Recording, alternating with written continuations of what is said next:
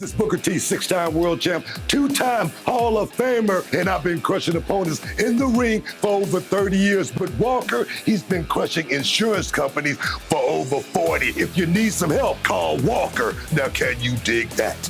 All right, well, we'll get to more super chats here in a moment because I believe our special guest has joined us, BT. I did it. I figured it out. Ladies and gentlemen, stepping inside the Hall of Fame to get a little bit of champagne wishes.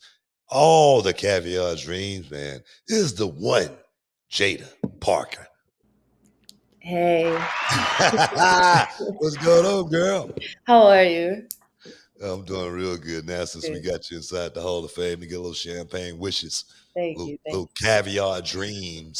You know, what's life like for you right now? How you feel? I feel great right now. I can't complain about it. I cannot complain where I'm going and where I am. I cannot complain. I'm blessed. Thank you. You know, we know where you're going. You're going to Battleground. Yes, sir. Matchup next Sunday on June 9th in the Apex in Las Vegas, Nevada. I know you can't wait for that. But before we get there, let's talk about the Jaida Parker, the kid. Growing up. For me, when I was a kid, I never imagined or dreamt in a million years that I would be a professional wrestler. But I used to watch it on television all the time. I wear the ring of Paul Bosch, the guy who promoted wrestling here in Houston for many, many years. And like I said, never in a million years thought I would be one of those guys just because it was rough. As a kid, was you around the house, with the granddad watching wrestling, or was that just something that just came up out of the blue for you? When I was younger with my brother, we used to watch it all the time. My grandfather got into it with us. So I knew what an RKO was before I even got into the business because of my brother, thankful to him. But growing up, I really never watched it like you guys did. I grew up watching soccer, like football. This just gave me the opportunity to be a kid again, and I took it. Yeah. I tell you, same here. I was like that kid in the neighborhood, and all of my boys, they wanted to, I don't know, go to the corner store and get a 40. You know what I mean? And we all chip in, and then I was like, man, I'm tired of this, man. I need something in my life, and I started sneaking to the other side of town, and I started wrestling with all the white guys.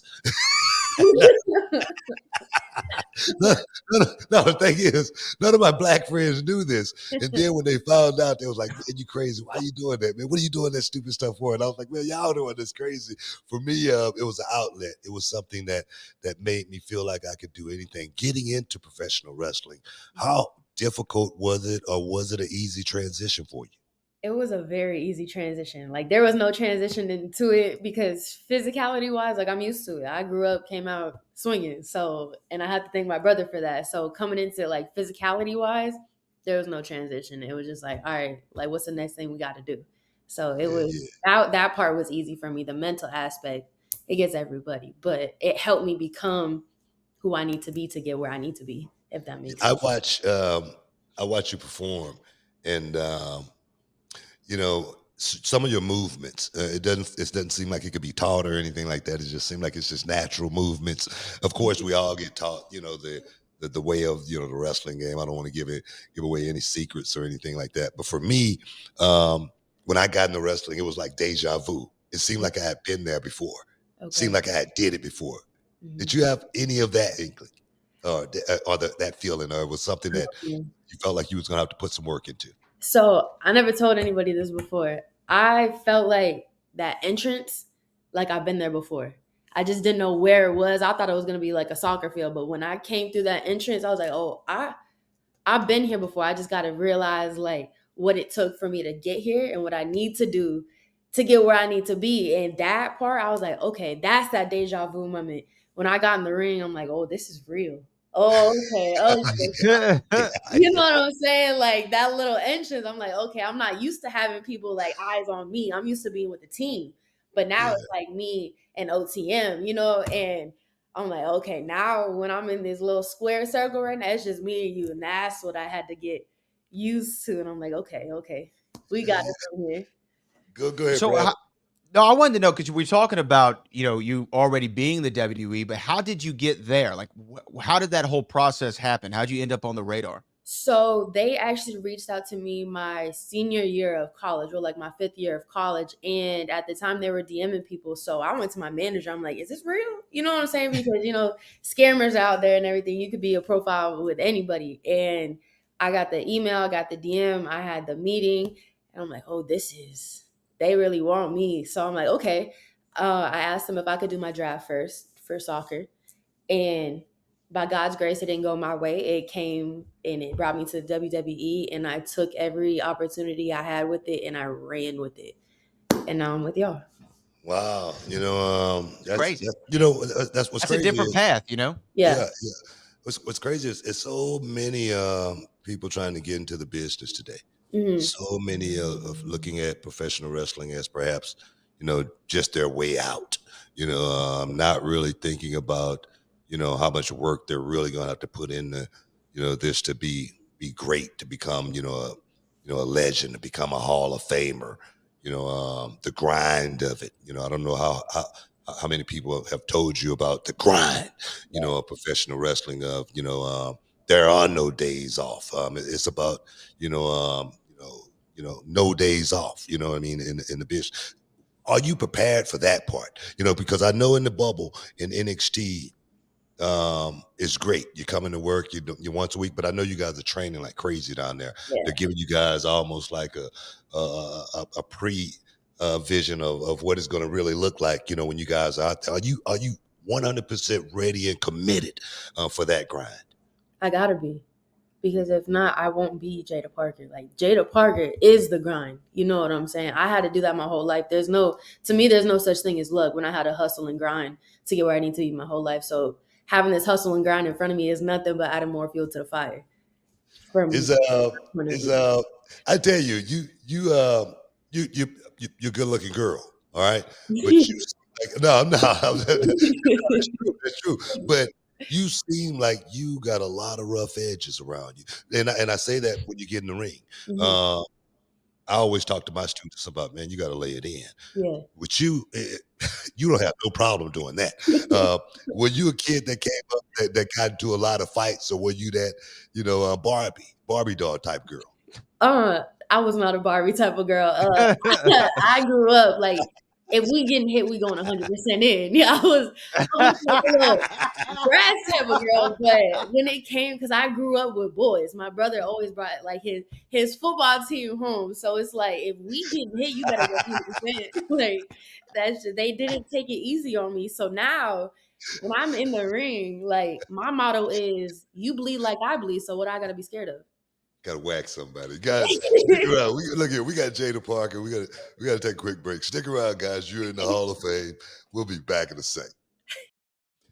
Boom, welcome back inside the Hall of Fame. We got Jaida Parker here inside the Hall of Fame, getting a little champagne, wishes, caviar dreams. I know the super chatters, you guys may have a few questions for Jaida, so make sure you get them in and get them in quick. But how've life changed for you since becoming a WWE superstar? It's been I different. mean, because before you even answer that question, Yeah. Brad's been hanging around me for a few years, right? And now Brad goes places and he's like a big star. People want autographs. People want to take pictures with him. You know what I mean? Asking him to come to bar mitzvahs, all kind of stuff. You know what I mean? Not bar mitzvahs, man. I'm not doing bar mitzvahs. No disrespect. The price is right. You would do it. But now, how have life changed for you? It's changed for the better. I would just say it's like a catch-22 because I don't realize how like open my life is now. Like with social media now, there's no like such privacy until I set the boundary. But it's changed in the best way possible. Like, I'm getting my name out there, and I just want to change my life for the better. But I didn't realize it until someone else pointed out to me, like after Vengeance Day. My family's not used to people staring at us, you know what I'm saying? So they have to get kind of used to that. And my dad's like, yo, you good? You want me? I was like, it's okay. Like, it's okay. It's part of the process. You know what I'm saying? And I'm like, he's like, it's going to get worse. My dad's like, just let me know if you need a bodyguard. Like, let me know. And I'm like, nah. So that's the part that's like changed. But other than that, I love the fans. I love the kids. It's changed. That's my daughter. No photos. I swear, she was like that for so long. With people, no photos. Now, Jada, I first saw you, and I don't know if this was your NXT debut. I think it might have been for Mm, the NXT Breakout tournament. I think Jakara Jackson went down, and the next thing you know, Jada Parker's on the television screen. How did that all come about for you? Were you kind of, I don't know, expecting that, or when you got the call, how'd you feel? When I got the call, it was very emotional because at the time I had lost family members back to back. And I tell people every day, you can't tell me God ain't real because I did not expect that phone call to happen and come through and be like, hey, by the way, like you're gonna be in the tournament. And I broke down and I was like, that was not like it was one of the best feelings of my life because it felt like I'm doing something right and I'm doing something right and I'm going down the same path and I'm doing it with God by my side. And that was one of the best feelings of my life on top of the debut. And I'm just like, I'm here for a reason. And that just declared it for me. So, Did you have the nerves and the butterflies going through your stomach right beforehand? oh yeah, but it was a different type of nerves. Like I used to get nervous for soccer games and sometimes, but that adding cameras into it and like people that close, it's a different type of nerves and butterflies. But they always tell me like you get nervous and butterflies when you're about to do something great. So I just took that and ran with it. Wow, man, how big is this thing coming up on the ninth for you, Battleground? Being in this situation, being a part of a tournament of a first. This is history. Whoever wins this tournament Yeah. and win this match is going to make history. They're going to make history. How big is this for you? Because literally, you're like still in your infancy stages of this business, and you're in a position like this to where you could win a match like this, and it could literally catapult you in so many different ways. So what's your thought process going into this? My thought process is give 100% more of what my other competitors are giving. Like they gonna give all they got, but I'm gonna give you more because I need this and I want to pay it off to myself. This is huge for me. Being able, like you said, to make history. I want my name on that belt to be a part of history. Not because she was just a part of it. No, I want my name on that belt. So it means everything to me. Like this, like I told you earlier, is adding fuel to the fire, and I'm about to set the match. And that's just that because I'm about to blow this whole thing on fire. And that's just how I feel because I'm hungry. Like that's what I want. And that's who Jada Parker is. You could set a stake for me, but I'm gonna get some and past that. Like you tell me to shoot for the stars, I'm gonna go past the stars, past the moon, all that because this is what I want and I deserve it. Are we talking about the nebula? I'm sorry. Going all the way, going All all the the way, way. All the way. as far as it goes, I'm whatever going that past is. it. But I'm taking that belt with me. I'm gonna make sure about that. I'm gonna take something with me. I'm getting something out of it. I want to ask, because I was down there in Orlando. What was that book? A couple weeks ago, and I got to sit Yeah, in on the yeah. taping. And what I was telling Book is, man, the crowd down there is so awesome. The NXT universe. I mean, they are in it. During the breaks, during the things y'all don't see on television. They're a lively bunch. And Yeah, every time you come out, they're giving you the "Hey, Miss Parker" from the Friday. Everybody remembers it from Friday. yeah. Talk to me one about the reaction you've gotten from the NXT universe and the love that you felt. And two, I mean, are you embracing this Miss Parker that they've donned you with? To answer your first one, I love it, but at the same time, like I'm trying to, they love me, but I love them too, but I need you to hate me because you wouldn't be loving me when I'm beating you like I'm beating this woman. You know what I'm saying? Like, but they go with Yeah. who they go to, and I'm just taking it and ride with it. The Miss Parker thing, they actually got it from Mr. Booker himself because I guess he said it in like my breakout match. Like they heard of Miss Parker and they took it and ran. And since then, like it's just, you know what I'm saying? I'm like, all right, Mr. Booker, if that's what you want, we gonna take it and run with it. I'm with it. Like, why not? And so we blame Book. We blame Book for it. I mean, Oh, I get the blame for everything. nah, it's love though. It's love. I promise. I appreciate it. No, Now you knew the reference, right? Oh yeah. Like you got the okay. I'm That's just why making I sure. did it. Because it's, Yeah, you know. I feel that. that's what I'm there for. I want to see all you guys make it to the next level, and there and beyond. This business has been, great for me to be able to see the world, all over the world, and I didn't have to pay for it. You know, all I had to do was just go out and perform. That performance for me was so easy, going out and, giving those fans, what they want and what they thrive. I have. And my thing is, you know, being in this business, something I want you to know. Just like you were just talking about your family and you guys going out, and people staring at you and stuff like that. I'm gonna tell you right now, it's not gonna get any lighter. It's going to get a whole lot worse. It's going to be piled on. I'm talking about thick. People are going to want to they're going to want a piece of Jada Parker, seriously. And the one thing for me is I always thought, I say, man, people say, man, that's got to bother you. I say, when that stop happening, that's when I got a problem. Mm. So make sure you take that and endear it, and make sure you love those fans because they're gonna love you and what you bring to the table for so many years, and it don't stop when you walk away from the ring. They're gonna still be Jada Parker fans if you're giving them what they want, just like you just said a second ago. When you go out and people they want to cheer for you, but your job. Yeah. You need them to hate you. You need them to boo you. Yeah, that right there. Hold on to that. How important, I talk about the psychology of wrestling. How important is it for you to be the best as far as that goes? Because that right there is your bread and butter. As far as this business going on, I love to work with you sometime on it. But as far as your psychology, for me, I get my psychology from movies.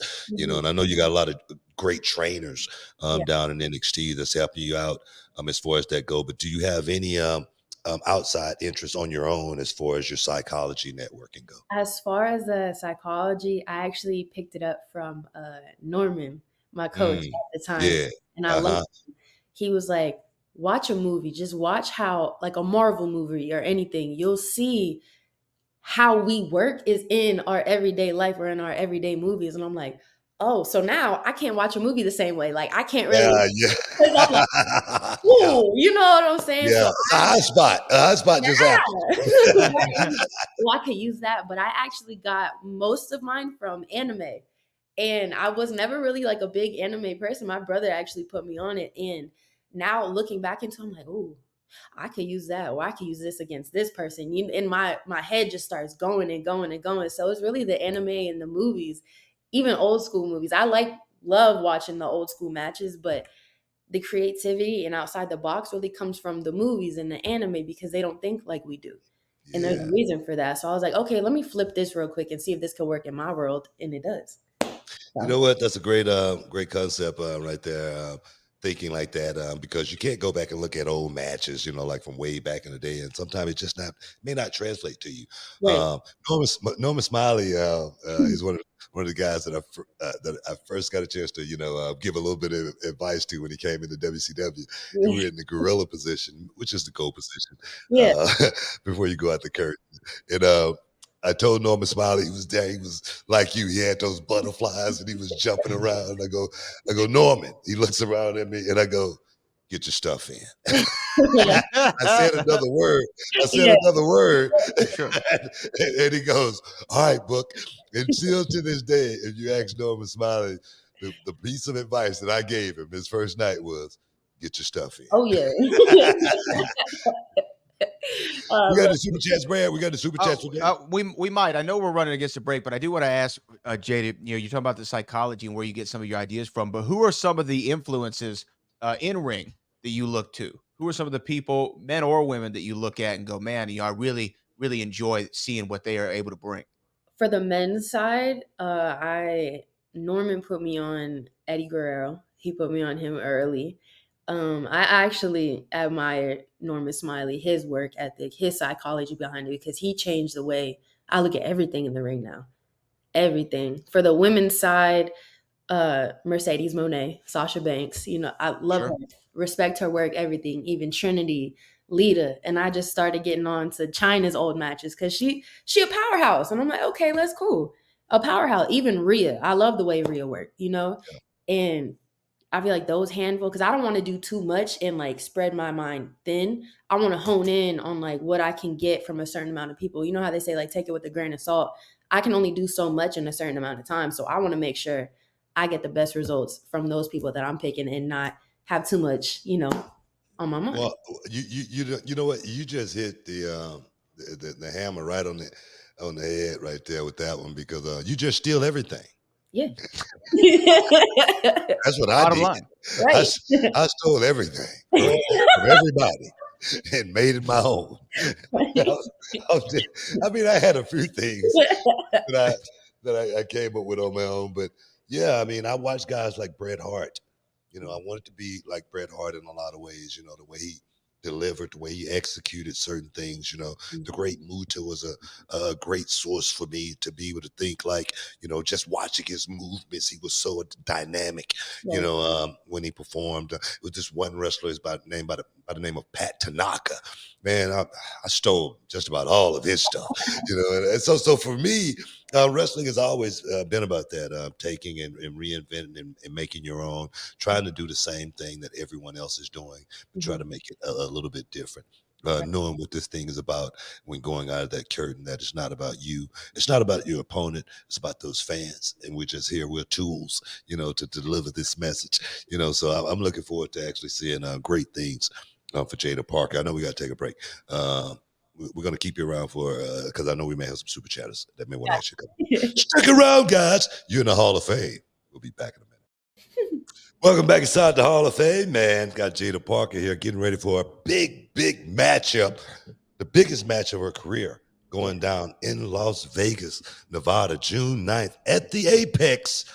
Oh, yes, it's for the North American Championship, the Women's North American Championship. This is history, man. First time ever. Will she do it? We're going to find out. Brad. Yeah. Super chats for it. We do. We have a more of a comment for Jada, and then I have some I wanted to ask her. But this is from Marcus Craig that says, every time I see Jaida Parker, I think of Bernie Mac on Friday, of course. I'm sure you get like those gifts all the time from the Friday movie. I'm sure. Thanks, Marcus, again. So can you talk to me about OTM and just what that's been like for you in your career working with those guys? It's been amazing, honestly. When I first came in, it was Bronco, Lucian, Scripps. Like those three really helped me adjust and get better in ring when I was with them for that short amount of time, because it was with them, and then Vengeance, they came around the corner and they really helped calm my nerves like a lot, and they really helped my mindset, because we all have similar mindsets when it comes to our group, because no one really knows what we went through except for us, and we can all understand because we have similarities. So it's like when we put them similarities together, oh, we're untouchable.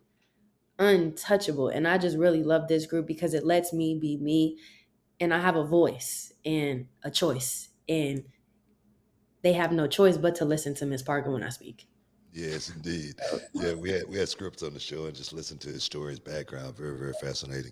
Wouldn't even think that just watching the kid in the ring perform. But now, man, we just want to thank you for more than anything. We know you got a big match.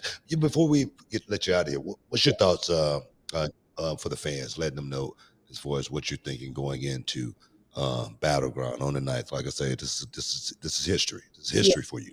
So give the fans one last little message before we let you go.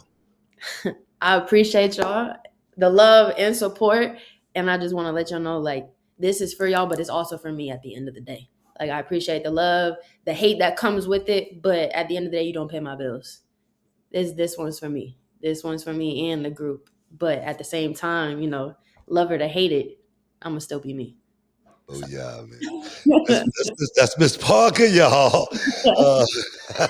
Just want to thank you for stepping inside the Hall of Fame. Getting the champagne wishes, caviar trays. You want to give your Twitter handle or anything out there? You want to give anybody want to get in touch with you? How Oh yeah. My Twitter handle is Jaida.Parker.WWE. My Instagram is Jaida.Parker@WWE. If y'all want to get in touch with me from there. You better hit her up. Just don't do it in the DMs. But no, man. I want to thank you for stepping inside the Hall of Fame. I'll see you shortly, and much success throughout this life and professional wrestling, this journey. Much love on everything that you do, and like I say, I've touted I've touted Miss Parker as being one of the great ones one day. So Thank make sure you live up to that. Everybody I say that's going to be great, they always go out there and live up to it. So I just want to thank you again for stepping inside the Hall of Fame. Thank you guys for having me. Thank you, Brad. Everybody, appreciate you, Mr. Booker. I'll see you soon, though. We appreciate Oh, you, yeah. Jaida.